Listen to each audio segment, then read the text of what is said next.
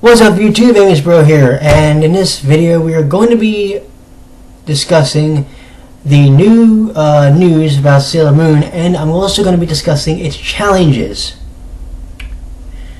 that's going to be facing when it relaunches in July. Okay? First of all, I will tell you that it is going to begin on July the 5th at 7 p.m. Japan Standard. Now, for those of you that want a time conversion, on the East Coast here, that is 6 a.m. Eastern, or if you live in Newfoundland, 7:30 a.m. Okay? Now,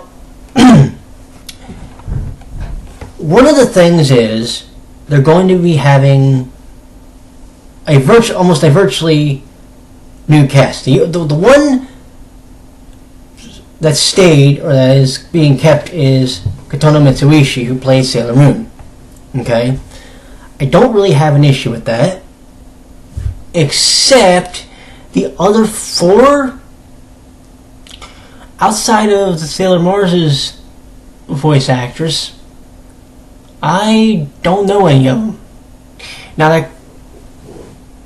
Now, I usually don't pay attention to the voice actors, but like when you've listened to the music from the original series and you get used to hearing those voices, and you've also seen every one of the 200 original episodes, you kind of get used to it, even if you don't know them.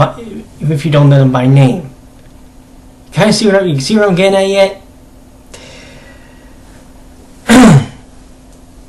I'm not going to bitch about who's doing the opening theme, because they got a popular idol group called More Clover Z. Okay, I'm fine with that. So where do the issues start? Outside of the voice acting, which one way or the other, it depends how you feel, here's the big hurdles. Okay? Let's start with the day and the time and how they're actually going to air this. They're going to air it on Saturdays, 7 p.m. Japan Standard, 6 a.m. Eastern, like I mentioned. Okay, let's look at this. It's beginning Saturday, July 5th. Okay.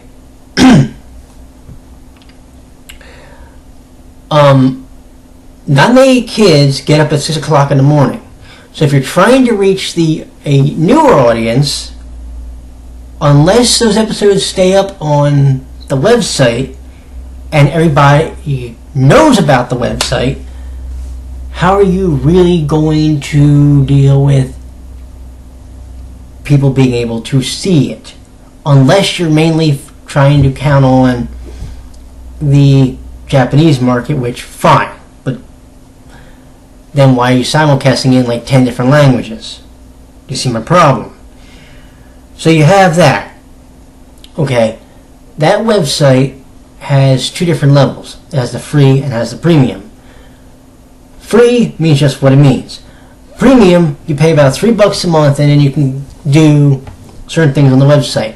One thing you can do is move ahead of everybody in the video upload queue. The other thing you can do is you're able to watch certain channels which you would have to pay for watching. So it's almost like watching television. There are certain things you're allowed to watch for free, but there are other things they make you have to pay for. Some of them kind of suck. It kind of sucks to have to pay, because like some bands actually have channels on there, but you have to pay to be able to watch them. So it's kind of like, anyway. Kind of sucks, but you kind of, you bite that bullet. Now,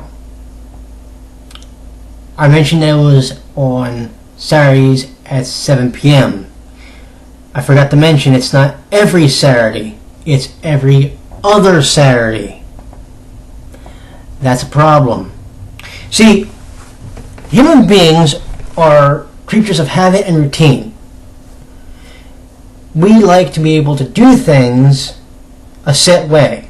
When something happens that disrupts that routine, we're kind of screwed.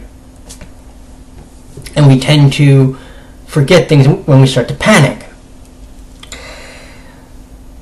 By airing the show bi-weekly, you're assuming that everybody who's watching the show worldwide is going to remember that it's even on. Okay? So, let's say somebody watches episode 1 on July 5th. But then 2 weeks pass. They have this issue where, and let's say the person has an issue where they forget.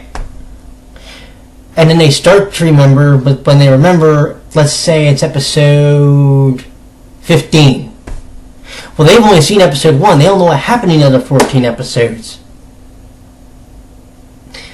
So they completely lost the flow of the story.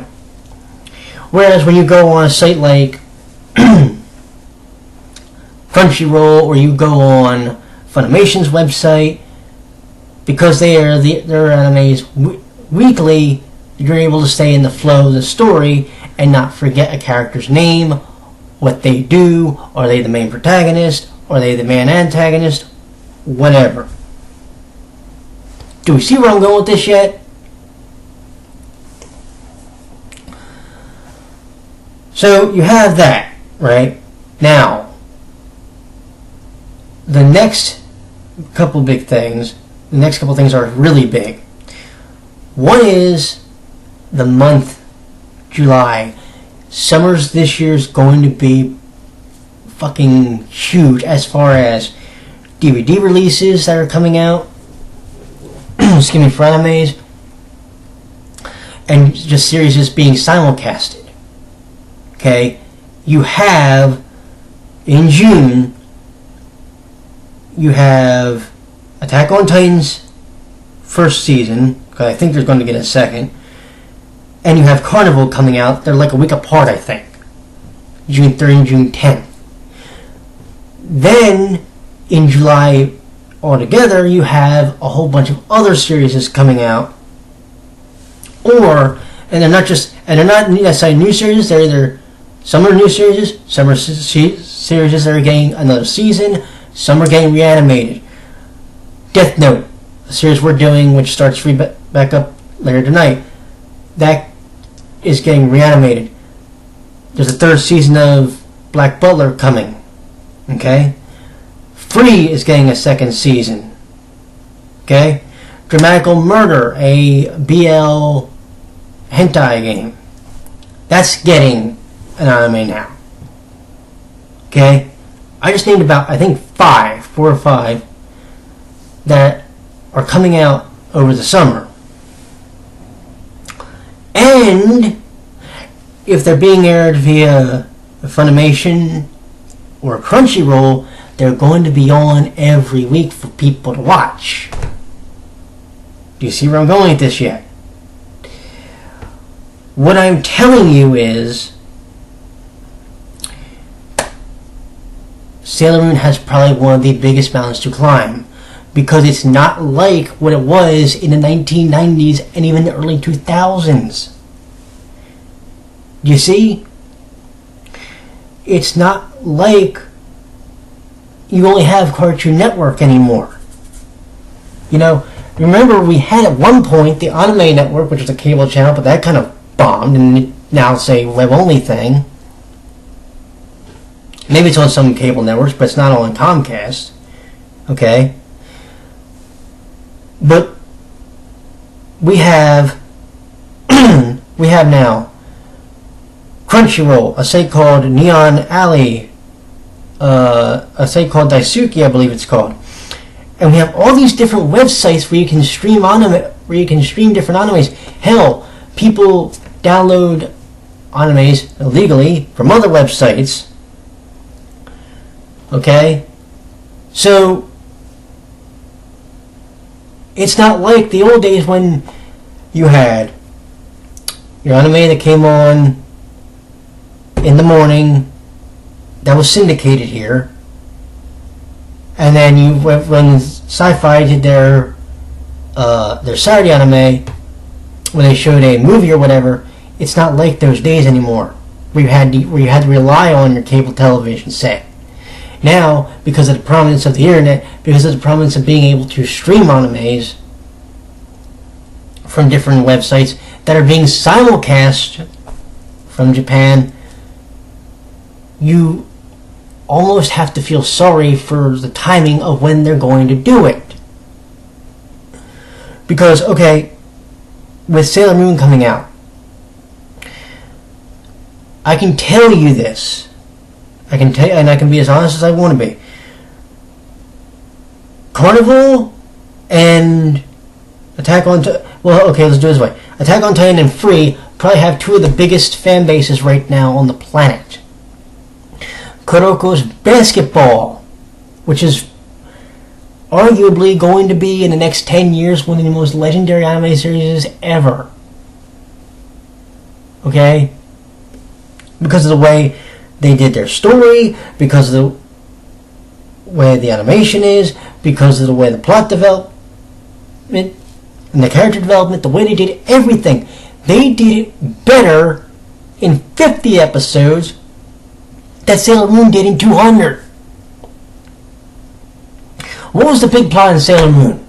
Think about that for 30 seconds. The big plot was you had one character who you knew was the Moon Princess, and then you had the other 9 characters who just kind of were like working for her at some point. Yes, they worked with her, but at some point the characters almost became like you took a sheet of paper or something like this and you spread it in half and it was like one thing. It was flat. Okay? What character development did they really do for Reino, Eri Mizuno, Kino Makoto, and Minako? They probably did the best. Sadly, one of the things they talk about in like Amy's Bible, they never really touched on the whole fucking series. They did it in the goddamn live action, but they didn't do it in the actual series. To my knowledge, and I watched all 200 episodes. That's what frustrated me. Then I go and watch Kuroko's Basketball, and yes, the main objective of Kuroko and Kagami, but you see the growth in them as people. You see the growth in their teammates as they start to get stronger to beat the generation of miracles. You start to see, just everybody growing as a person. Kisaryoto, one of my favorite characters in the entire series. Excuse me. You see him go from being a cocky, arrogant son of a bitch to somebody who wanted to repay a receipt for his friend losing to the ace of the generation. That's character development, kids. That's what Sailor Moon couldn't fucking do in 200 episodes. That was one of its biggest guys. It had it, but at the same time, it was more shallow. It was more like, yeah, we want to develop these guys, but we know who the main character is. And mind you, this is coming from somebody who loves the series. So why do you think I'm so fucking critical of it? Think about this. Right? We have potentially one of the strongest summers for Japanese anime ever coming up. Okay? You tell me how Sailor Moon is going to stand out when it's a bi-weekly show, there's a 6 o'clock in the goddamn morning, and who's going to see it? Think about that. Who was the genius that when they decided they were going to do this, okay, think about this. Who was the genius that decided when they were going to air this show at 7 o'clock in the morning, or 7 o'clock in the evening and 6 o'clock in the morning here? Yes, they're supposed to have English subtitles, but you know what? If nobody's up to watch the fucking thing and nobody even knows about the fucking website, then we got a problem. And what you're going to do, and what they're going to do, and here's what the younger fans are not going to fail to realize. So they're going to think I'm screaming just to scream. No, here's what they're going to do. They're going to piss off at some point or alienate the older fans. And meanwhile, they're going to have these young fans who look for something that isn't there. Because their brain isn't mature enough to understand the actual development of the story and the characters. You know, I want people to understand this. I want people to understand, here's my frustration with the whole idea. Okay? Like I've said, I'm going to repeat this at least 2 more times. This isn't the 1990s anymore. We're not relying on Columbia House for VHSs anymore. We're not relying on, Sci-Fi Network to show us an anime on a Saturday, or we're not hoping for local syndication. Because anime isn't a niche market anymore. J-dramas and K-dramas are probably one of the 3 most prominent forms of entertainment that is getting publicized now. Hell, in music, here's one for you. I know this is all sorry, but this is just to really bring a point home. In the 7 or 8 years that a television show that focuses on Japanese music has done a award for most email territory or country, the United States has been in the top 5 every year. 1 year we actually was number 1. Do you see what I'm saying? So people progress away from things. People are progressing away from the fact that there's manufactured talent here in the West, and they're going and looking elsewhere in the Asian section. Korea, Japan, China. Okay? People eventually progress away from their gateway anime, and they eventually ballooned, and they eventually, spread out and blossom to other animes. For me, animes like Kuroko's Basketball, Brothers Conflict, just name 2 of them. You get what I'm saying? I'm going to repeat this again. I'm probably going to repeat it 1 more time, probably. It's not 1990 anymore. It's not 1995. It's not even 1999, 2000. It's not 2003. They, being the big shots at Toei, need to figure out what they're doing. Because this reboot could end up killing one of the most storied franchises in the history of Japanese anime. And if it does that, I'm actually fearful that if it kills that, what happens to the rest of the industry? Because they say if you cut off the head of a snake, the rest of it goes with it. Right?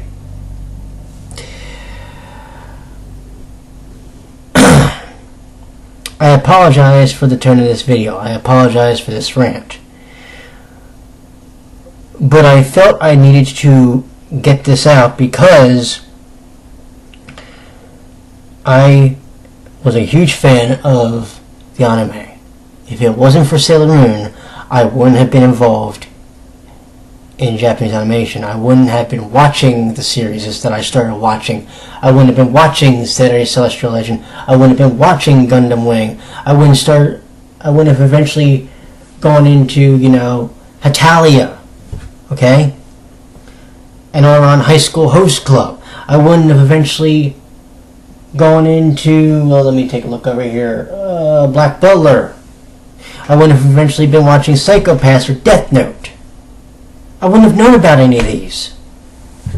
So, this rant that some people might say is directed unjustly at series? No. It's directed at it because if this blows up and becomes one of the greater failures, then an industry that I think a lot of us on this website and a lot of my friends know is going to go to hell. And it's going to go to hell because one of the most storied franchises couldn't figure out how the fuck to do a relaunch properly. That's the problem. That's where we're going. That's where we're heading if it's not figured out and corrected.